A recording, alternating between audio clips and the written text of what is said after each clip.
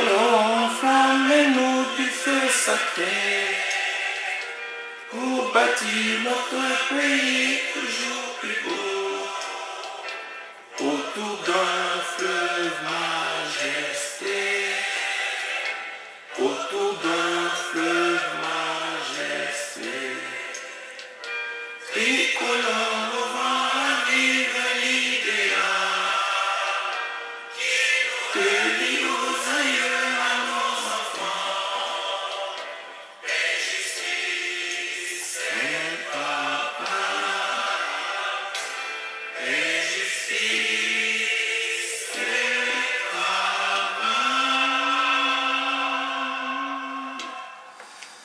Bonjour peuple congolais, ça dépend à R.O. Bozali Kolanangaï, Ngaï Ndegolamino Christian Bolabiama, membre peuple Mokonzi, peuple souverain, combattant résistant révolutionnaire, PNI. PNI et les politiciens non institutionnels. Bandegonanga toye ko makambo oyo ezali ko concerner mboka na biso puisque situation ezali vraiment ya mabe. Situation ezali mabe na ba domaine nyonso, yangwana toye ko parler na ba dédoublement ya ba institution. Dédoublement ba institution ngelo banini, c'est-à-dire eloko songolo basali eloko pakala. Eza ko jouer kaka rôle moko. Je me répète, eloko songolo ezali na gauche, batie eloko pakala na droite. Biloko nyonso mibale wana eza ko sala kaka rôle moko. Eloko songolo ezali officiel oyo lete yebi, eloko pakala ezali donc officieux. Eza na mulili. Mais baza ko jouer rôle moko. Président Abino Félix Antoine Tshilombo alobaki yango. Alobaki yango que bayokana ba diriger bango mibale. Yango to yebise bino na préséance entre les deux présidents, usurpateur protocolaire, donc les deux sont usurpateurs. Entre les deux, donc le premier président ezali Hippolyte Kanambe. Le second ezali donc c'est-à-dire Félix Antoine Tshilombo. Tu expliques bino yango.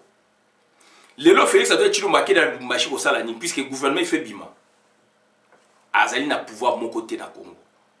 Donc azali donc auparavant batie wana bango siko babatami na sima. Puisque exigence internationale nationale et sengi bongo. Yango moni Hippolyte Kanambe azoko ka place wana te. Eza ko sala bien, azoko créer mais azolinga yemo pa zonga puisque avec la pression donc bateau batie ba paravant na bakoyi ko céder facilement. Donc yé peso ka zali na ko céder mais et kozala donc il faut donc ko bomaye. Mais ndenga batame les osala bien yango azolinga azonga donc lobi so pression arondima akufa na pression wana na bokonzi wana. Donc c'est très important. Les autres qui parlent de l'institution, dédoublement de l'institution. Institution, les loko oyo moto asali par rapport na eloko oyo nzambe asala. Nzambe asali ngai, asali yo, asali ye, oza na pema, oza koloba, oza kotambola, asali nzete, nzambe asali ndakute, nzambe asali université te, nzambe asali hôpital te, nzambe donc institution ezali eloko oyo mutu asali par rapport ya ba données naturelles. Kake mutu asala ngo eza nzambe, mai mutu asala ngo eza nzambe, mabele mutu asala ngo eza nzambe. Donc bandeko nanga c'est très important. Sikoto ko lobani na il y a différentes sortes d'institutions. Il y a ba institutions politiques. Président République benga ka institution politique. Chef de gouvernement premier ministre za institution politique. Ba ministre baza pe ba institution politique. Il y a une institution administrative. Donc c'est l'administration publique de l'État, fonction publique, les institutions administratives, bâtiment, c'est les institutions administratives, baza ko jouer rôle au ban baza pe ko jouer.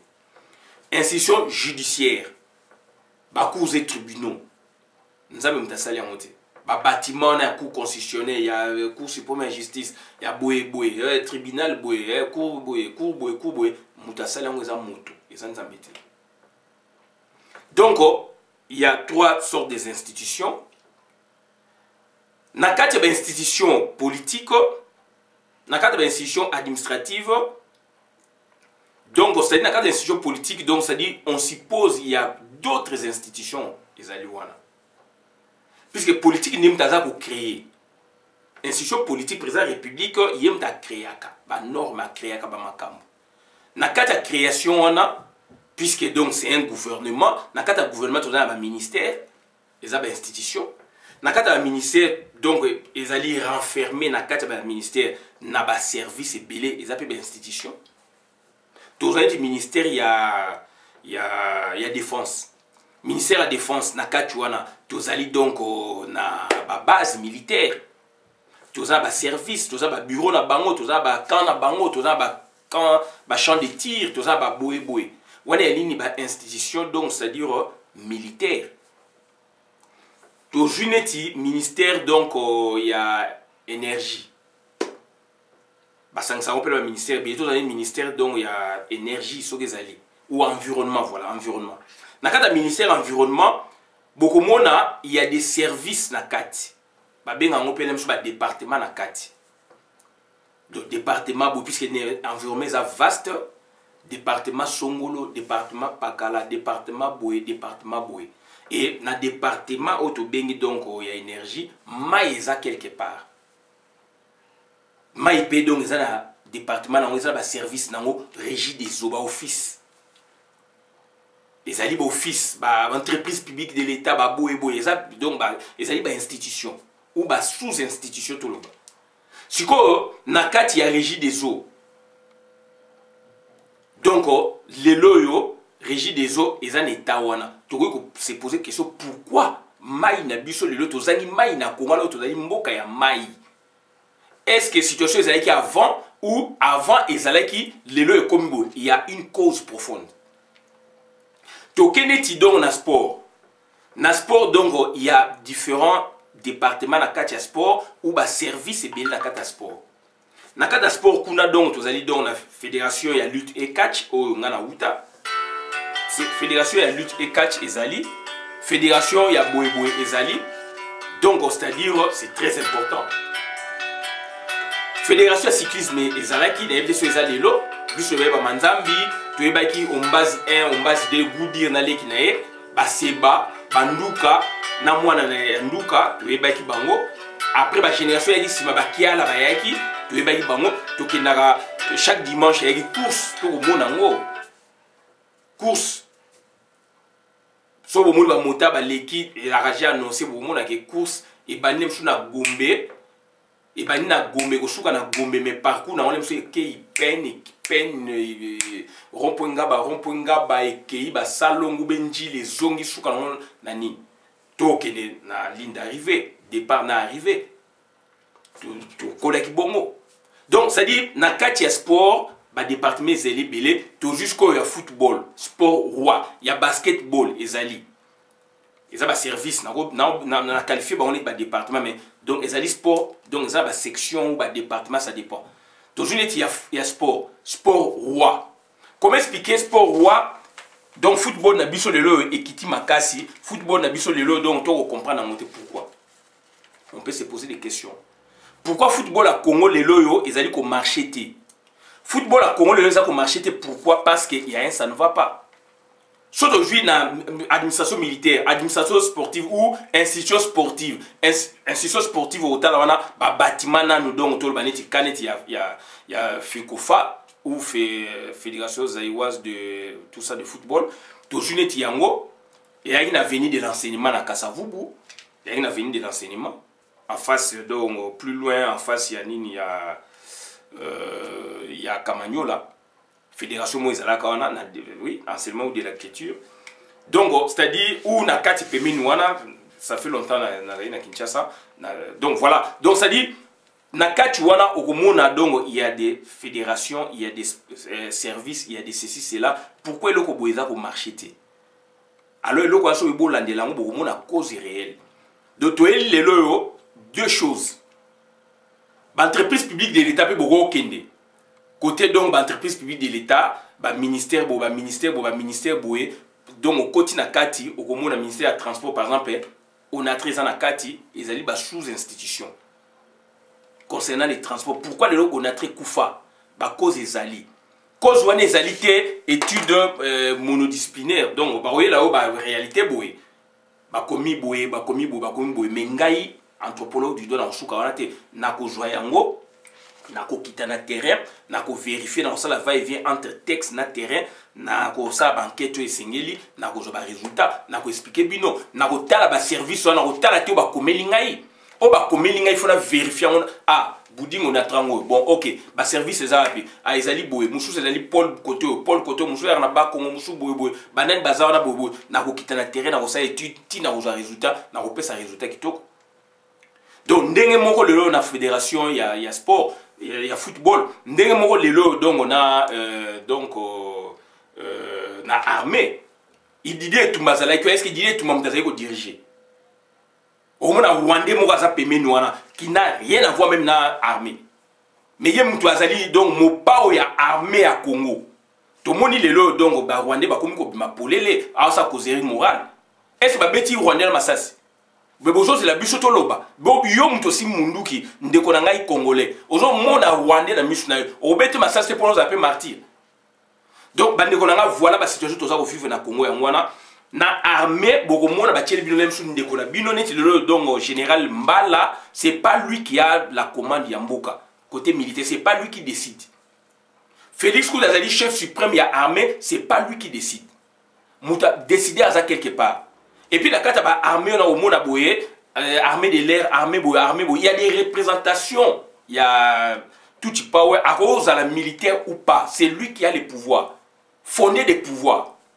na sport aussi na régie des eaux pourquoi régie des eaux immeuble monene Mobutu asala on a Tchongo Mobutu donc on a direction à Tchongo immeuble on est salami à monene mosala salama qui mai ezali presque na Congo cité boye efungwami mai eye coureye cité boye efungwami mai eye coureye na ndenge tozalaki na ba difficulté wana bien que ba objectif musu ba atteindre mais on a vu immeuble on est salami bola sangai na sport fédération sport bambongo ekotaka immeuble nini basala ngana ebika ndako fo d'avance mo ezalaka so na avenue Ponzo enseignement pemeni ya Kamanyola nde ya fédération ya football lelo yo pourquoi football na biso za ko marcher té pourquoi armée za ko marcher té pourquoi régie des autres za ko marcher té parce que ba dédoubler ba institution ya on to parler ba bengo ba institution dédoublement d'institutions militaires, dédoublement d'institutions donc sportives, dédoublement d'institutions donc c'est-à-dire donc il y a énergie côté eau. Ba créer les bino, boké tu as le bac en côté maï, ba créer ba société libanais, et ça dédoublement. De direction générale il y a maï, et ça souffle dans ma boko, ndenge organigramme et ça l'activité, ba dévier en haut ba pesa en ba tout moko boy. Batouana sikoni il faut pas bomber régie des eaux puisque baza besoin ya mbongo ba ye wana dongo baza dongo ba viser mo mercantile donc ya ko sala mbongo ya ko luka mbongo ndenge nyoso sengeli ba bomi régie des eaux alors régie des eaux azali ko senga 4 millions de dollars individu coûte individu ba parlementaire wana bazo senga ba crédit na banque ba 200 millions to monaki mais ndazo 450 000 dollars oyo Shadak azo iso 3 millions okuna zo ki boyeboy ben individu bazo pesa bango ba crédit bongo kaka régie des eaux akoki kozanga crédit à 5 millions de dollars pour à refaire ba machine nae donc ba tourner ndenge zalaki 5 millions de dollars bazo pesa ba individu ba crédit à minene bongo institution locale la régie des eaux 5 millions bakoki pesa été dédoublement d'institution ba jusqu'au nini ba créer ce que ba libanais ce que ba zali ko importer maï ya ba bouteille ba konti ka bino ba maï ya ba bouteille alors que nous avons de l'eau potable ezalaki ezali de ba lingité de ba za ba but mususu le lo maï na Congo ezalité pour na ko accéder ce que ba service ba ba créer parallèle ezo senga ce que la population il faut débourser mingi alors ba service de l'état ezali ba ko tchango pour na peuple a souffert donc à la soulager la besoin vitaux ya moto droit de l'homme d'Angwana mais ils ont fait partie à droit de l'homme football les loyo ya biso zo simbate ba kei na nino na Cameroun Covid 3 joueurs 6 joueurs 9 joueurs 13 joueurs biso to gangi to lobi bango bazalaki wapi bazali ko salelo omote mais constant omar azali na azaka ko nganzama azwaka mbongo na complicité ya barwandais baza na ye baotravaille na ye tokotangela bino kombo. Dans l'entretien, Constant Omari asoma ndako na Miami akenda kosala anniversaire na ye na États-Unis na Miami place ya Somba abengisaka ba eto abengisi ba joueur bobo. Donc le fait ya komi na ba relationnel wana grâce à football na biso.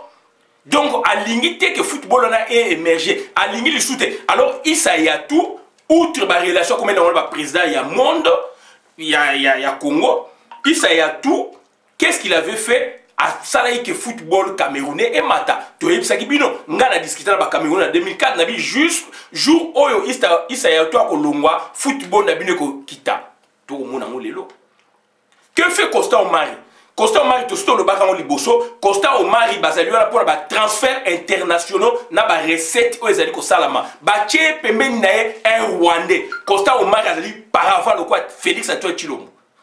Bande ko ngai c'est choquant. Constant Omari donc mo pa onaedo titulaire o azali wana me ba bimisi Constant Omari azali Rwandais comme na Théo Binamungu. Adjoint à Constant Omari Théo Binamungu yende mutu asimbi donc c'est-à-dire pouvoir sportif ya football na Congo. Un Rwandais, il s'en fout na blo na binoana. Participation ya Congo tant que kuna ba pesa ka mbongo kafa ko pesa ya ko zwa yango akomema ngo pina Kagame. Ba transfert internationaux a vandeli yango. Ba opesa mbongo na CAF na FIFA pour ba tonga ba stade a vandeli yango. Ba recette ya ba équipe na bino zo participer na ba coupe boye ba coupe na niveau Afrique na niveau ya monde. Yé ba recette na zo ko récupérer yango ba zo pesa ba jouer na bino ba miette. Ba équipe nationale n'est pas au Kenya donc et qu'on ne progresser jamais tant que Théo Binamungu a joué à Omari Azali tant que Constant Omari Azaliwana. Constant Omari fait le jeu de Tutti Power. Constant Omari fait le jeu de Tutti Power. Ba créer ba statut moro tellement qu'ils allaient opaque. Ils allaient ko éviter même donc c'est-à-dire ba spécialiste à la matière. Bien qu'il y ait le là comme spécialiste mais il y a des joueurs qui ont joué ba tout ba bête qui balle. Oh bah bête qui balle donc on a pays minto on va récupérer fédération na bango. Mais au lieu que batia donc jeu moko démocratique et ça élection ça la mutu alinga leka non ba verrouiller vie kala la mukendi Yaoundé abunda na ngine loko wana. C'est à ce moment-là que moi j'avais même fait une vidéo. Donc bah verrouiller biloko na bande konanga tellement que beaucoup kokate donc bah bloquango et puis ils allaient donc validé par la FIFA, validé par la CAF. Donc bah ancien joueur bah ko côté la biloko wana ti. Parlement congolais au salanime. Constant Omari a commis millionnaire en dollars. Aso banda ku na ba Miami, aso banda ku na ba Belgique na ba Porto Awa. Constant Omari. Adjoint na yena ni Rwandais et que ferait maintenant Constant Omari? Donc il va fermer les yeux. Réplique comme il réplique, il faut pas ça la réplique pour la donc contre-expertise. Bissom to lobaki yango ba on va le monter. Tant biso to lobby to lancer ma vidéo derrière commis ngana lobby to se ba vidéo ba de ba lobby etc. ba bokechu ba eso ba commander eso ba bokechu ba vie di bolomo ba ta peuple mon cause ba komaki ba lobby. Sikoyo bango ba ke ba réagir. Ba réagir ce que soukiwa. Oh pardon, ba fundi makamwana na CAF na FIFA. Tonito yeba donc c'est-à-dire suite nango. Le Rwandais là il s'en fout, il s'en fout. Tobeta ka chan moko au championnat mo Rwanda gagné biso alors qu'ils sont yemoko Rwandais azaliona. Est-ce qu'on a Congo gagné Rwanda? On a compris maintenant, il y a des dédoublements mais donc on a maintenant la vraie version. Équipe nationale à Bisso, ils allaient donc symbole, il y a football, symbole, il y a mboka, il y a basket, il y a boéboéza, symbole, et surtout, on est allé sport roi. Ba liembongo pour la vacciner batou, il y a un qui va créer psychose depuis Douala, depuis Yaoundé. Ba jouer dans le bazar, ba Covid, ba boéboé, tout le bas qui a mot, tout dénoncer qui a mot. Moni. De changer donc la tactique na bango ministre de la santé publique il y a santé oh et comme il doit respecter ba geste barrière il faut vacciner ba vacciner avec quel moyen mbo va pesa ki ba lié est-ce que bo aider peuple on a pour na ki a respecter ba geste barrière et le comme côté tout ça ni mbongo soki ye Félix azongo ba kaboli na Kabila Félix azongo ba kaboli na Kabila na niveau ya sport bandeko na ngai batiela bino un Rwandais puisque bayebi ke ba transfert international ezali wana batikeli congolais tenter côté donc ba entrer à ba recette s'il vous plaît kobana na minéré tina ba secteur donc tertiaire kobana na secteur donc secondaire ba minéré wana ba kotimola baza kotinda ngo ba oteka ngo na ba komo na bango ya l'état te ba keiti na ba service s'il vous plaît ba keiti na ba administration s'il vous plaît na administration ya sport tozali donc c'est-à-dire na Théo Binamungu un Rwandais Yemutu donc azali donc chef ya fédération ya Congo ya football Constant Omari azali donc c'est-à-dire auparavant voilà complicité au Congo ba Congolais ba osala na ba Rwandais pour nuire na bandeko na bango est ezali normal est ezali normal boyoka quand même passe boyoka quand même mawana mais Constant Omari qu'est-ce qu'il fait le fait qu'il y a la couverture ya Rwandais yé batiel bino yé beaucoup mona Constant Omari ndeko na bino mais na simaneza Rwandais oyo asimi masolo Constant Omari pour la décider il faut Rwandais wana aloba il faut Rwandais wana aloba bandeko na ngana sa ko senga na ba Congolais bo panza vidéo oyo et comment na kwe e rekwe ya Congo to benga na Constant Omari to benga na Rwandais bazana yi ndenge moko to bengana Félix ndenge moko to bengana dongo c'est-à-dire Hippolyte Kanambe Félix il n'a pas de pouvoir même pour la longue Constant Omari il n'a pas de pouvoir pour la longue même dongo c'est-à-dire nani Théo Binamungu voilà Congo bande ko nanga ndenge makambo ezali ko marcher voilà makambo ndenge ezali ko marcher dédoublement d'institution tolobaka ngo na armée c'est pareil na partout pareil surtout place mbongo ezali bako tike la kabinote Constant Omari na lokoso na bango a opposé ki dani Mbokani Dieu merci Mbokani na Bakambu o azali na Espagne ake ko beta na Chine tanga moni Bakambu abandi ko émerger abandi ko sunola bienvenue Mbokani alors que yé Constant Omari qu'est-ce qu'il a comme pouvoir? Qu'est-ce qu'il a donc comme expertise? Est-ce que yé mutabeta kabale? Pour la nini, azali komo na ba recette. Azali komo le ba joueur congolais ba teka ka bango banda kala toujours. Le komi makasi. Ba recette wana, ba millions de dollars wana. C'est ce que Oyo, Constant Rwandais wana rejoint, a même Hippolyte Kanambe, Constant Omari a joué donc un quart.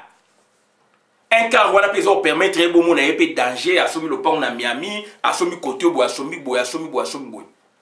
C'est donc ça dit le ezali mafia mo ezali wana Constant Omari le a commis donc azo ça l'intérêt mais à niveau ya CAF pour lui il voit maintenant son relationnel na ba président ya république ba chef de gouvernement à côté na monde mususu asa na besoin de football à Congo. Tu as échoué qui na Coupe du Monde ezali Constant Omari et surtout les Rwandais là. Bakoy ko linga jamais Congo. Bakoy ko linga po bazwa mbongo mais à un moment bako linga te puisque pona bango suna bango ezali Rwanda ne ke ni Coupe du Monde. Pona bango Rwanda ke ni Coupe du Monde. Rwanda tango gagnera biso na lela. Rwanda gagna biso. Donc bandeko na ngai na douane boyebi tata ya mwasi na ye azalaka wana Deogrâce Soginani Uruguiza a été kufa bako kuna na Rwanda cette fois là babi azasu congolais donc ba recette parce que obima to ebisa bino il y a un petit porté donc il y a une rotation ya ba avion et ça la Kinshasa Matadi Boma Kinshasa Matadi Boma bakasumbale ça ba boye ezwa ba recette to ebisi bino chaque jour.